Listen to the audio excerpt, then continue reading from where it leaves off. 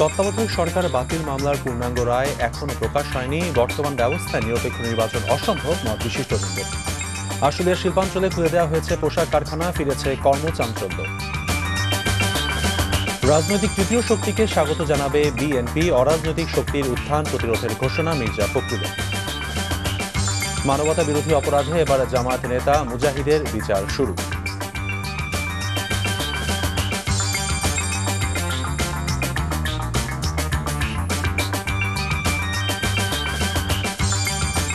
আসসালামু আলাইকুম।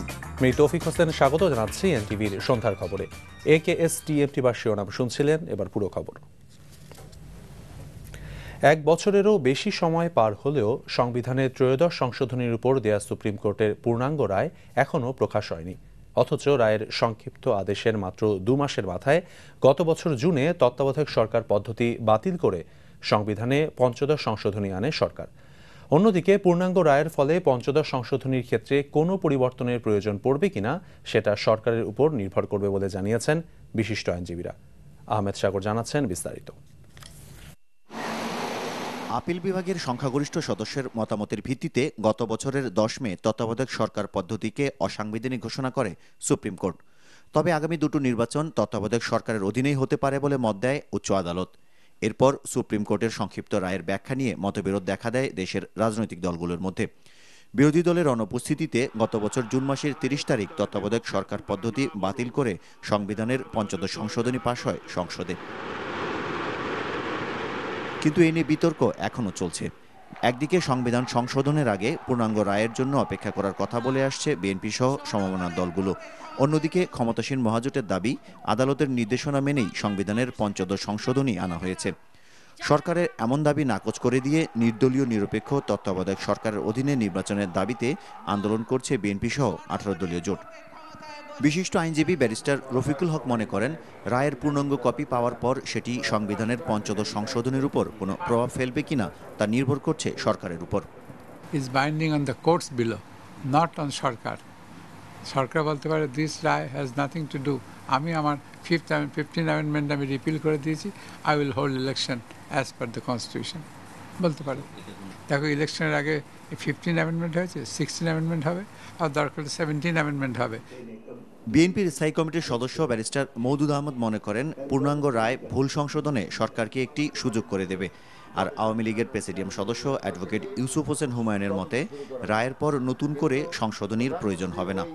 আমার যেটা মনে হয় যে এমন কিছু মৌলিক থাকবে না, মৌলিক পার্থক্য থাকবে না যার জন্য একটা সংশোধনী আনার প্রয়োজন পড়বে। অসঙ্গতিপূর্ণ কিছু দেখা যায় যদি ধরা পড়ে, সেই ক্ষেত্রে আমরা অবশ্যই পার্লামেন্টারি বডি বসবে। যদি দেখা যায় এটা পরিবর্তন করার প্রয়োজন আছে, সেই ক্ষেত্রে সেইভাবে পদক্ষেপ নেবে। এটা হয়তো তাদেরকে একটা বিরাট সুযোগ দিতে পারে যে তারা এখন এটার উপরে ভিত্তি করে নতুন করে মূল্যায়ন করে নতুন করে তারা আবার সংবিধানকে সংশোধন করে আগেকার ব্যবস্থা পুনর্বহাল করে বলতে পারে যে এটা আগামী 2টি মেয়াদের জন্য এটা করা হলো।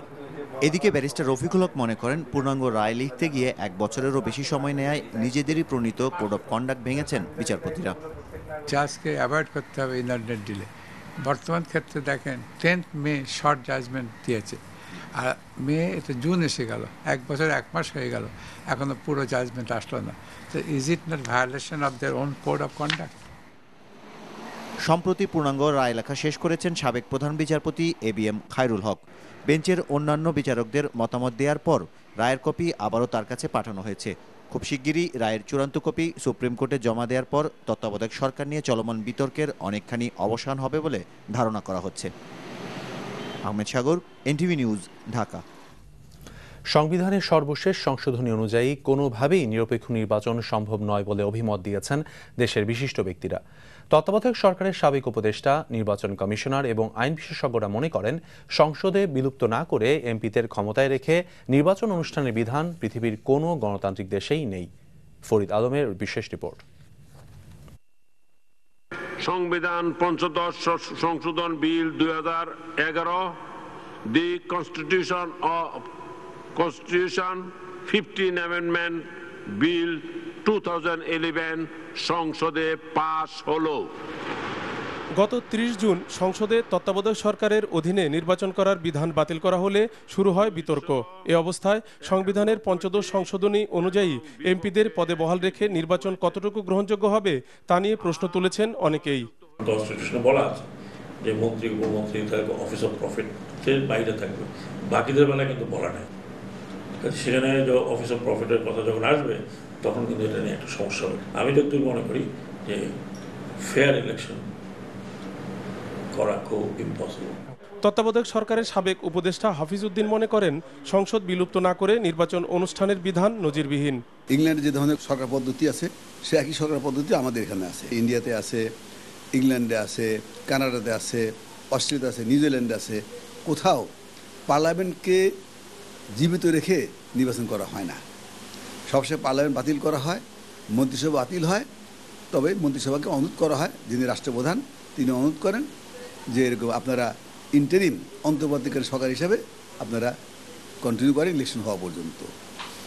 আমাদের দেশে পার্লামেন্টকে বজায় রাখা হবে, যে পার্লামেন্ট বজায় থাকলে এমপি সাহেবরা ক্ষমতা থাকবেন, এমপি সাহেবদের কথা বাইরে কোনো সরকারি কর্মচারী কিছুই করতে পারবে না এবং তারা কোনো নিরপেক্ষ ভূমিকা পালন করতে পারবে না। এটা সম্ভব নয় এবং পৃথিবীর কোথাও এটা নজিরও নাই। বিশিষ্ট আইনজীবী ডক্টর শাহদ্দিন মালিক মনে করেন বিদ্যমান সংবিধান অনুযায়ী নির্বাচন অনুষ্ঠানে আপাতদৃষ্টিতে আইনগত সমস্যা না থাকলেও এই ব্যবস্থা নিরপেক্ষ নির্বাচনের ক্ষেত্রে একটা বড় অন্তরায়।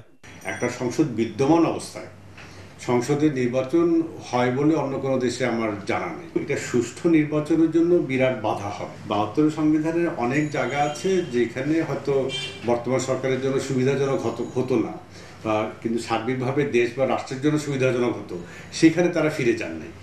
যেমন বিচার বিভাগের সম্পূর্ণ পৃথকীকরণ, ৭২ সংবিধানের সম্পূর্ণ পৃথকীকরণ ছিল, কিন্তু পঞ্চম সংশোধনী অর্থাৎ সামরিক আমলের যেই সংশোধনীর মাধ্যমে বিচার বিভাগের উপর রাষ্ট্রপতির একটা ক্ষমতা রয়ে গেছে, ওইখানে কিন্তু আবার ৭২ ফিরে যাওয়া হয়নি। অনেক ক্ষেত্রেই যেখানে সরকারের নিয়ন্ত্রণটা কমে যাবে ৭২ সংবিধানের অনুচ্ছেদগুলিতে ফিরে গেলে, এরকম অনেক জায়গায় সরকার ফিরে যায়নি। বর্তমান সরকারের মেয়াদ শেষে ২০১৪ সালের প্রথমার্ধে জাতীয় সংসদের নির্বাচন হবার সম্ভাবনা রয়েছে। Farid Alam, NTV news, Dhaka. শ্রমিকদের পদচারণায় আবারও মুখর সাভারের আশুলিয়া শিল্পাঞ্চল। কর্মচাঞ্চল্য ফিরেছে টানা 4 দিন বন্ধ প্রায় 350 গার্মেন্টসে। সকালে নিজ নিজ কারখানায় যোগ দিয়েছেন হাজারো শ্রমিক। কোনো রকম অপ্রীতিকর পরিস্থিতি এড়াতে কারখানাগুলোর ভেতরে ও বাইরে বিপুল সংখ্যক পুলিশ মোতায়েন করা হয়েছে। আশুলিয়া ঘুরে এসে রিপোর্ট করছেন ফাহাদ মোহাম্মদ, সাথে ছিলেন জাহিদুর রহমান। সকাল থেকেই সাভার আশুলিয়া এলাকা যেন ফিরে পেয়েছে তার চিরচেনা রূপ। শ্রমিক অসন্তোষের পর সরকারের নিরাপত্তার আশ্বাসে মালিক পক্ষের সিদ্ধান্তে খুলে দেওয়া হয়েছে সাভার আশুলিয়ার প্রায় 350 পোশাক ও নিট কারখানা। দল বেঁধে কাজে যোগ দেওয়ার উদ্দেশ্যে কর্মস্থলে রওনা হন শ্রমিকরা। কড়া নিরাপত্তা ব্যবস্থার মধ্যে শ্রমিকদের পরিচয় নিশ্চিত হয়ে তাদের কারখানায় প্রবেশ করতে দেওয়া হয়। তবে বেশ কয়েকদিন কারখানা বন্ধ থাকায় অনেক শ্রমিক বাড়ি চলে যাওয়ায় কারখানাগুলোতে শ্রমিক উপস্থিতি দেখা যায় তুলনামূলকভাবে কম। দাবি দেয় তো বেতন কম, মানুষের এই বাজারে চলাফেরা তো কষ্ট হয়, বাচ্চা কাচ্চা নিয়ে ঘর ভাড়া দেওয়া। এখন সরকার থেকে দেখবো সেই প্রচেষ্টায় সরকার, তার জন্য আজকে আসলাম। ওরা বলছে দাবি দাবা নিয়ে মাইনে নিবে, এখন সরকারে বলতেছে আমাদের কাছে কোনো অভিযোগ আসে নাই। অভিযোগ আমরা এখন নিরাপত্তা দিছি, এই যে তোমরা কাজ করো, আমরা অভিযোগ দেখবো। এটা শুনছি যে আমরা যে দাবি করছিলাম সেগুলো আর কি মেনে নেওয়া হয়েছে। পোশাক কারখানার নিরাপত্তা নিশ্চিত করতে আইন শৃঙ্খলা রক্ষাকারী বাহিনীর পক্ষ থেকে নেওয়া হয়েছে সর্বাত্মক ব্যবস্থা। কারখানাগুলোর সামনে তৈরি করা হয়েছে র্যাব ও পুলিশের বেষ্টনী, বাড়ানো হয়েছে পুলিশের টহল। এই মুহূর্তে সমগ্র আশুলিয়া এলাকায় গার্মেন্টস পরিস্থিতি অত্যন্ত শান্ত। আমরা চাচ্ছি যে এখানে কোনো আনটুয়ার্ডস কিছু না হয়, এখানে শ্রমিক তার কাজ করবে এবং বিজিএমই কর্তৃপক্ষ তাদের মিল খোলা রেখেছেন, ইন্ডাস্ট্রি খোলা রেখেছেন। আর আমাদের পর্যাপ্ত টহল ব্যবস্থা আছে, র্যাপিড অ্যাকশন ব্যাটালিয়ন আছে, ইন্ডাস্ট্রিয়াল পুলিশ আছে, ডিস্ট্রিক্ট পুলিশ আছে, গোয়েন্দা সংস্থাগুলো আছে। এখানে সবাই আমরা যৌথভাবে কাজ করছি। কারখানার মালিকরা বলছেন এখন পরিস্থিতি অনেকটাই শান্ত, তবে 4 দিন বন্ধ থাকায় যে পরিমাণ ক্ষতি হয়েছে তা পুষিয়ে নিতে কারখানাগুলোতে ওভারটাইমের কোনো বিকল্প নেই। Present situation like very peaceful and positive, and we are hopeful that industry will work in the same fashion going forward. মজুরি বাড়ানোর দাবিতে গত 11 জুন হামিম গ্রুপের একটি কারখানা শ্রমিকরা বিক্ষোভ শুরু করায় সংঘর্ষ শুরু হলে বন্ধ করে দেওয়া হয়েছিল এই অঞ্চলের সব কারখানা। Fahad Mohammad, NTV news, Ashulia, Savar. দেশে বিশ্বমানের ফুটবলার তৈরি করতে আধুনিক প্রশিক্ষণ বিষয়ক সুযোগ সুবিধার সৃষ্টির উপর গুরুত্বারোপ করেছেন প্রধানমন্ত্রী শেখ হাসিনা। সকালে প্রধানমন্ত্রী কার্যালয়ে ফুটবল ফেডারেশনের নবনির্বাচিত কর্মকর্তারা তার সাথে দেখা করতে গেলে তিনি কথা বলেন। বাফুফের সভাপতি কাজী সালাউদ্দিনের নেতৃত্বে দেশের ফুটবলের প্রশাসনের কর্তা ব্যক্তিদের নতুন দায়িত্ব গ্রহণের জন্য প্রধানমন্ত্রী শুভেচ্ছা জানান। তৃণমূল পর্যায় থেকে প্রতিভাবান খেলোয়াড়দের তুলে আনতে বিশেষ কর্মসূচি প্রণয়নে বাফুফের সদস্যদের প্রতি আহ্বান জানান শেখ হাসিনা, যাতে তারা আন্তর্জাতিক পর্যায়ে নিজেদেরকে তুলে ধরতে পারে। তরুণ প্রজন্মকে মাদক ও সমাজবিরোধী কর্মকাণ্ড থেকে দূরে রাখতে খেলাধুলার কোনো বিকল্প নেই বলেও জানান প্রধানমন্ত্রী। ক্রীড়া প্রতিমন্ত্রী, প্রধানমন্ত্রী কার্যালয়ের ঊর্ধ্বতন কর্মকর্তারা ছাড়াও প্রধানমন্ত্রীর প্রেস সচিব আবুল কালাম আজাদ এই সময় সেখানে উপস্থিত ছিলেন। এরপর জোট সরকারের আমলে চট্টগ্রামের বাঁশখালীতে পুড়িয়ে মারার ঘটনায় নিহত বিমল শীলের স্ত্রী শিউলি শীলের হাতে 2 লাখ টাকার চেক তুলে দেন প্রধানমন্ত্রী। স্থানীয় সংসদ সদস্য ও আওয়ামী লীগের প্রেসিডিয়াম সদস্য আখতারুজ্জামান চৌধুরী বাবু এ সময় উপস্থিত ছিলেন। রাজনৈতিক তৃতীয় শক্তিকে স্বাগত জানাবে বিএনপি, তবে অরাজনৈতিক তৃতীয় শক্তির উত্থান হলে তা প্রতিরোধের ঘোষণা দিলেন দলটির ভারপ্রাপ্ত মহাসচিব Mirza Fakhrul Islam Alamgir. Meet the reporters অনুষ্ঠানে তিনি তত্ত্বাবধায়ক সরকার নিয়ে আদালতে যাওয়ার বিষয়টি নাকচ করে দেন। চলমান রাজনৈতিক সংকট নিরসনে শেষ পর্যন্ত সরকারই এগিয়ে আসবে বলে আশা প্রকাশ করেন মির্জা ফখরুল। ইমরুল আহসানের রিপোর্ট। ঢাকা রিপোর্টার্স ইউনিটির উদ্যোগে সাংবাদিকদের মুখোমুখি হন বিএনপির ভারপ্রাপ্ত মহাসচিব। বিভিন্ন প্রশ্নের জবাবে সরকার বিরোধী আন্দোলন, নির্দলীয় সরকারের বিষয়ে তার দলের অনড় অবস্থান তুলে ধরেন মির্জা ফখরুল। বলেন, আদালতের পূর্ণাঙ্গ রায়ের আগেই যেহেতু সরকার তত্ত্বাবধায়ক ব্যবস্থা বাতিল করেছে, তাই এই ব্যবস্থা ফিরিয়ে আনতে হবে তাদেরকেই। রায়ে বলা হয়েছে যে আরো দুটো নির্বাচন এখানে করেন, সেই পর্যন্ত তারা অপেক্ষা করলেন না কেন? এই সদিচ্ছাটার অভাব হলো কেন? সুতরাং আশরাফ সাহেব যে কথা বলছেন, আদালতে যাওয়ার তো প্রশ্ন নেই। আর এই আদালতে যাব তখনই যখন আমি নিশ্চিত হব যে আমি ন্যায় বিচার পাবো। আরেকটা বিষয় যেটা উনি বলেছেন যে 2/3 মেজরিটি পার্লামেন্টে নিয়ে আসেন, তো নির্বাচন করতে হলে তো আপনাকে ওই বিধানে ইলেকশনটা করতে হবে তত্ত্বাবধায়ক সরকার, নির্দলীয় সরকার অধীনে। না হলে তো আপনারা যে কারণে করেছেন এটা, সেই কারণে আপনারাই 2/3 নিয়ে যাবেন। আবার আওয়ামী লীগ অনেক পুরনো রাজনৈতিক দল, আমরা এখনও আশা করি যে আওয়ামী লীগ এই ভুলগুলো করবেন না। যে আজকে যে আপনার একটি স্টেলমেট তৈরি হয়েছে, অচলাবস্থা সৃষ্টি হয়েছে, এই অচলাবস্থা নিরসন করতে তারা এগিয়ে আসবেন, এটা আমি এখনো বিশ্বাস করি। রাজনৈতিক অচলাবস্থার সুযোগে তৃতীয় শক্তির উত্থান হলে বিএনপির অবস্থান কি হবে জানতে চান সাংবাদিকরা। আমরা তৃতীয় শক্তিতে বিশ্বাস করি না। তৃতীয় শক্তি বলতে রাজনৈতিক শক্তি বিশ্বাস করি। যদি কোনো রাজনৈতিক দল বা ফ্রন্ট এরা আপনার জনগণের আস্থা অর্জন করতে পারেন, অবশ্যই আমরা সেটাকে ওয়েলকাম করব। কিন্তু অসাংবিধানিক, অরাজনৈতিক কোনো শক্তিকে আমরা কোনো কালেই সমর্থন করিনি এবং আমরা সমর্থন করব না। শুধু না, আমরা প্রতিরোধ গড়ে তুলব। মিয়ানমারে রোহিঙ্গা সংগঠনগুলোকে জামায়াতে ইসলামে ইন্ধন দিচ্ছে সরকারের একাধিক মন্ত্রীর এমন বক্তব্যের পর তা প্রমাণের দায়িত্ব সরকারের বলে মন্তব্য করেন মির্জা ফখরুল।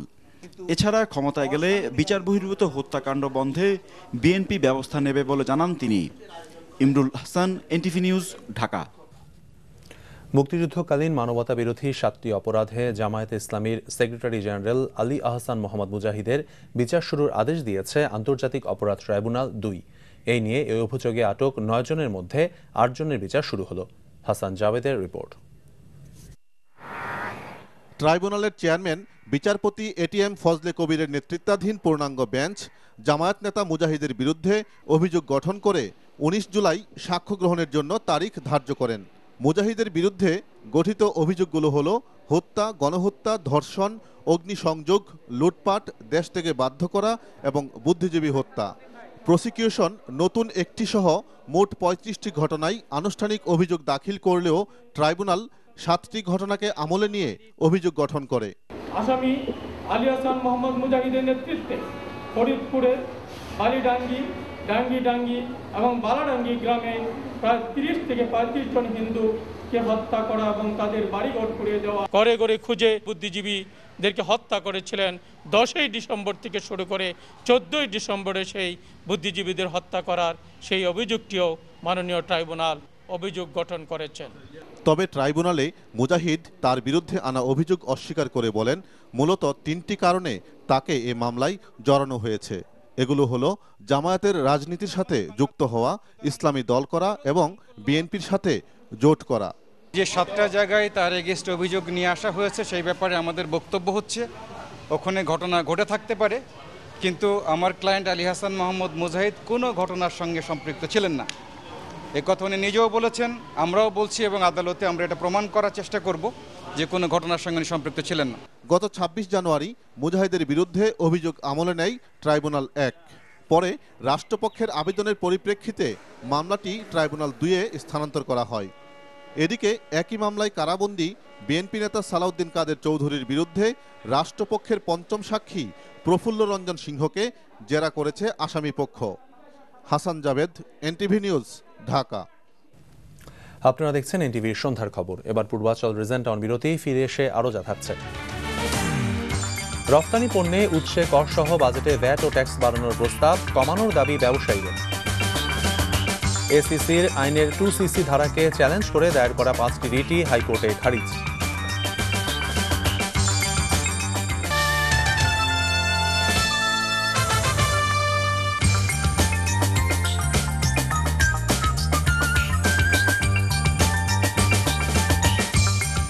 দেখছেন সন্ধ্যার খবর।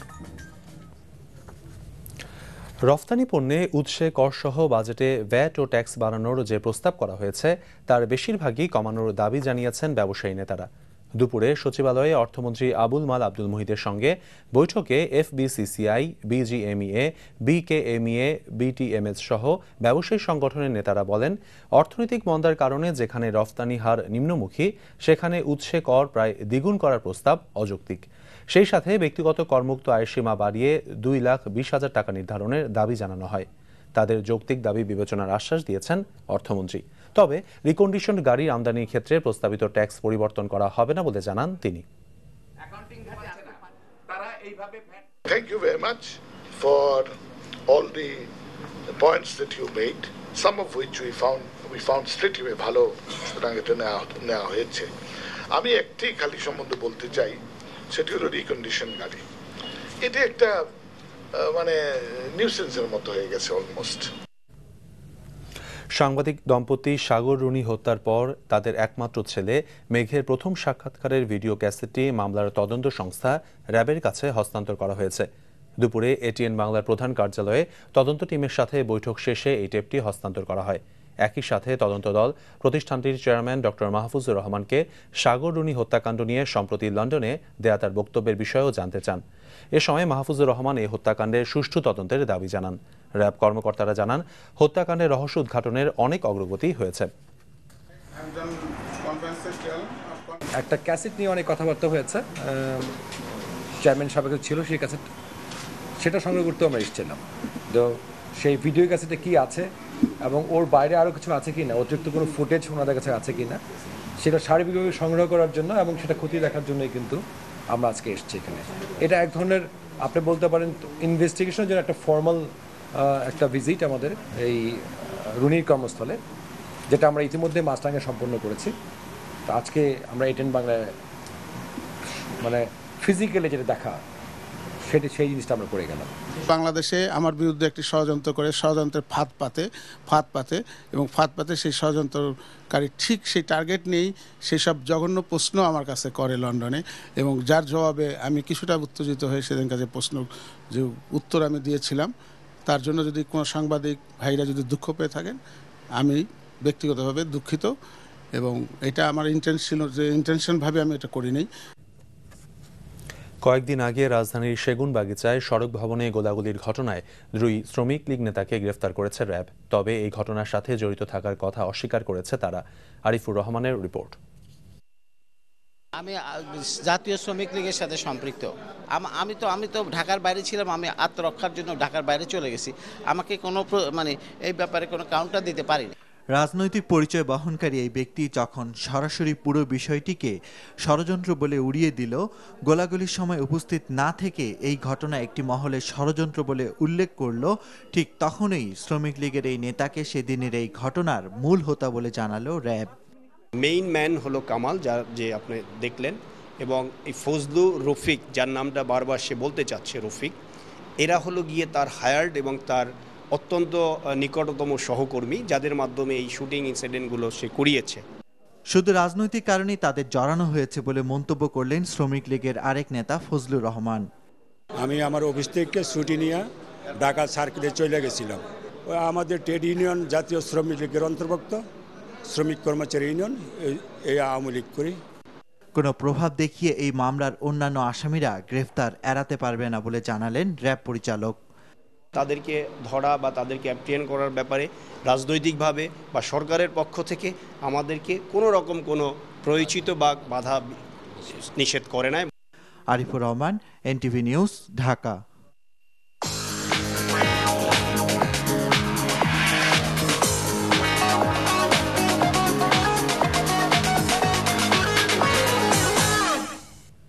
নিটোল ইন্স্যুরেন্স কোম্পানি লিমিটেড অর্থনীতি সংবাদ।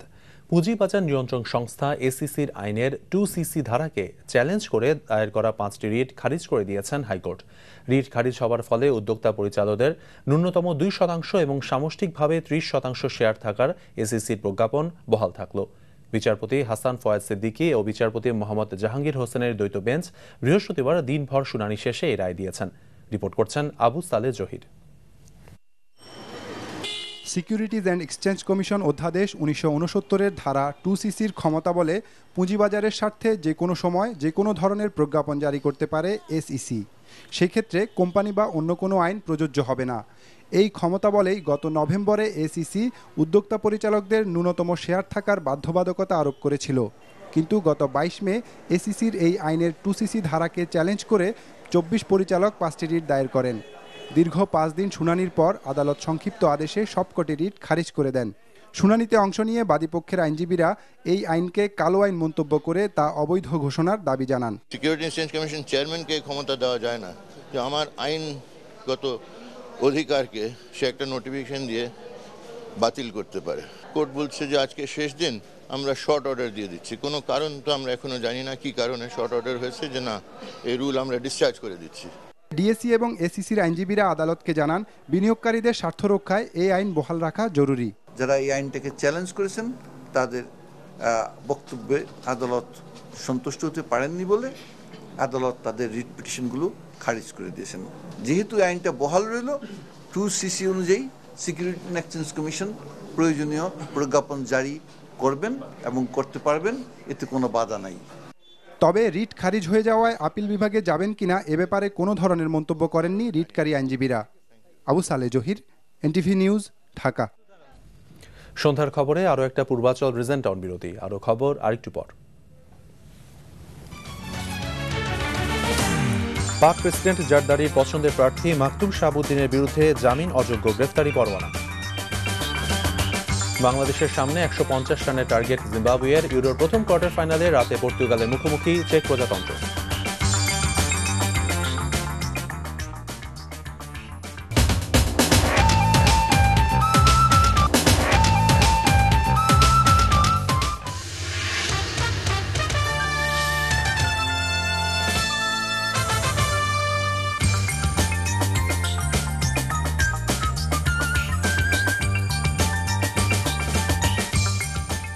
ফিরে এলাম সন্ধ্যার খবরে।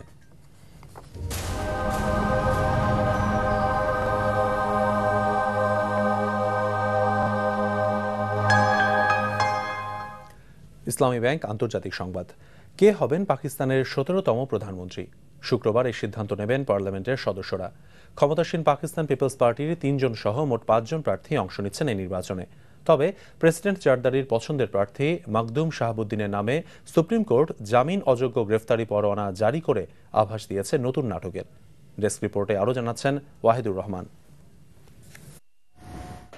বৃহস্পতিবার ছিল প্রয়াত প্রধানমন্ত্রী বেনজির ভুট্টোর 59তম জন্মদিন।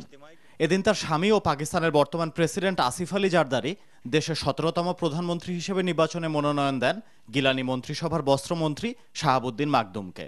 ক্ষমতাসীন পাকিস্তান পিপলস পার্টি থেকে শাহাবুদ্দিন ছাড়াও মনোনয়নপত্র জমা দিয়েছেন সাবেক পানিমন্ত্রী রাজা পারভেজ আশরাফ এবং সাবেক তথ্যমন্ত্রী কামার জামান কায়রা।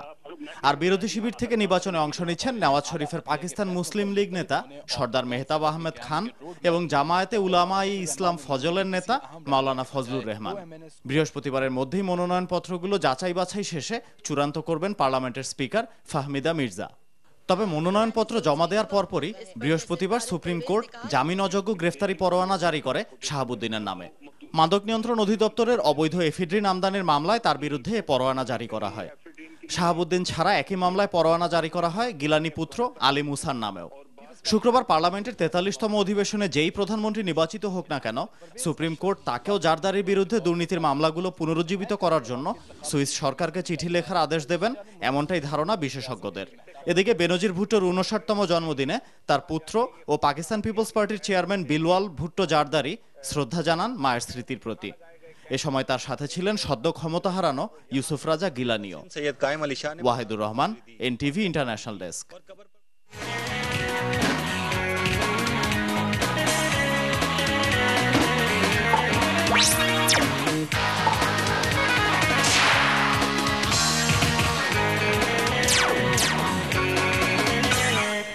এবার খেলার খবর।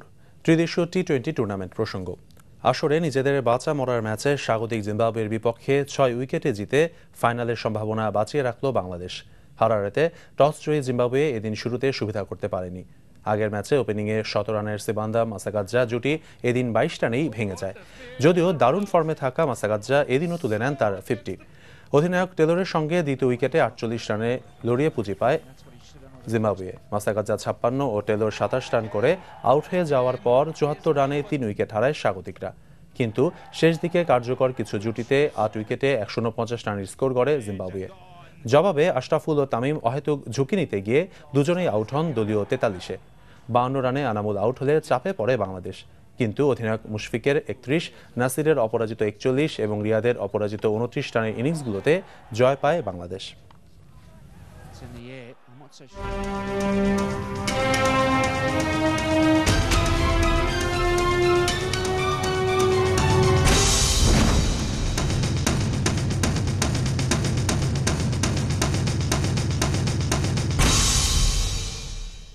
ইউরো ফুটবল প্রসঙ্গ। পর্তুগালের সোনালী প্রজন্ম যা পারেননি, রোনালদো ব্যারোসরা কি এবার তা পারবে? চেক প্রজাতন্ত্রের বিপক্ষে টুর্নামেন্টের প্রথম কোয়ার্টার ফাইনালের আগে এমন আলোচনা চলছে। 96 ইউরোর কোয়ার্টার ফাইনালে পর্তুগালের দেখা হয় চেকদের সঙ্গে।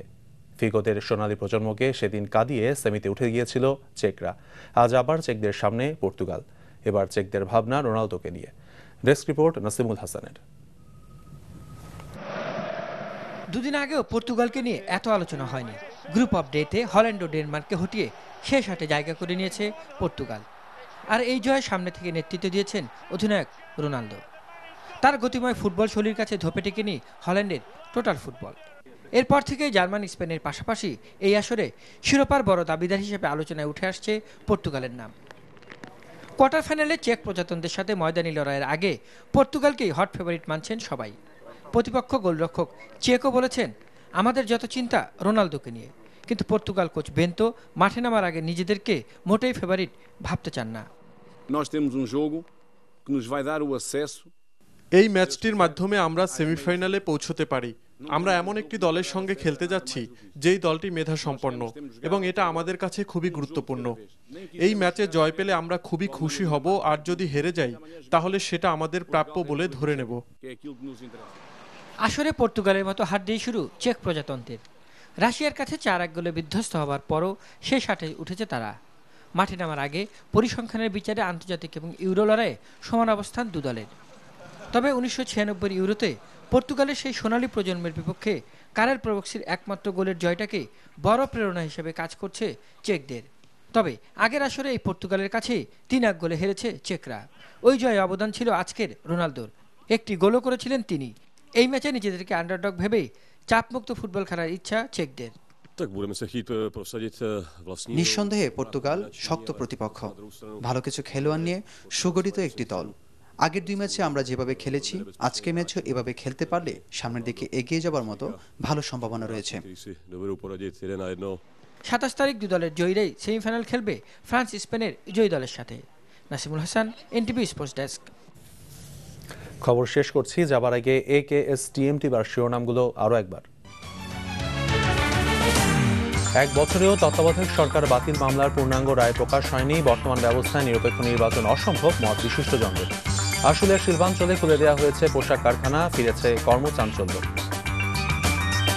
রাজনৈতিক তৃতীয় শক্তিকে স্বাগত জানাবে বিএনপি, অরাজনৈতিক শক্তির উত্থান প্রতিরোধের ঘোষণা মির্জা ফখরুলের।